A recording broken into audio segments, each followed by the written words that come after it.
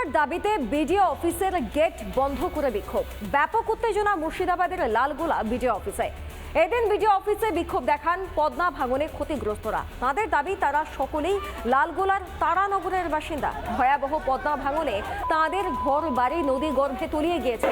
এরপর নাকি প্রশাসন পাট্টা প্রদানের আশ্বাসও দেয়, কিন্তু তা দিতে টালবাহানা করা হচ্ছে। এই অভিযোগে বিডিও অফিসে চলল বিক্ষোভ।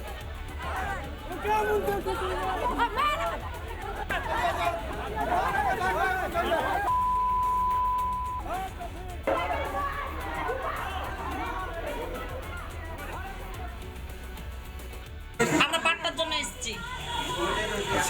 কথা হয়েছে না, কথা হয়নি। বিডিও সাহেব পাড়াই না ঘর থেকে। আমরা উনি 3:30টার দিকে এসেছি, উনি আশ্বাসও দেয় না। উনি পাট্টা সহি টহি সব হয়ে গেছে, সব কমপ্লিট। কিসের অনুষ্ঠান করবে? যে অনুষ্ঠানের দিকে এই পাট্টা দেওয়ার লেগে অনুষ্ঠান করতে হবে। 4 মাস থেকে পড়ে আছি, 4-5 মাস থেকে। ডেটের পর ডেট দিচ্ছে, আজ দেবো কাল দেবো করছে, দেহর দিচ্ছে, দেহর ডেট আমরা শুনছি। আমাদের সহ্যের সীমা বাড়িয়ে গেছে। আমাদের বাচ্চা ছেলে পিলে না খেয়ে মরছে। ভিডিও খাবার পর্যন্ত বন্ধ করে দিয়েছে। নির্দেশ দিয়েছেন তারানগরের ভাঙনে যারাই ক্ষতিগ্রস্ত হয়েছেন তাদের প্রত্যেককে জমি দেওয়া হবে। আগামীকাল একটা ডেট ছিল, কিন্তু অনিবার্য কারণবশত সেটা ক্যান্সেল করতে হয়েছে।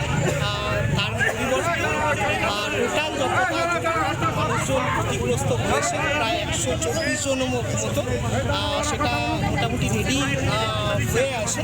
এইটা আমরা খুব তাড়াতাড়ির মধ্যে তাদেরকে পাট্টা দেওয়ার ব্যবস্থা করে দেবো। তার সঙ্গে সঙ্গে পশ্চিমবঙ্গ সরকার তাদেরকে বাড়ি বানানোর জন্যে 1,20,000 করে টাকা তাদের অ্যাকাউন্টে দেওয়া হবে, যাতে তারা জায়গা পেয়ে সঙ্গে সঙ্গে বাড়িটাও করে নিতে পারে।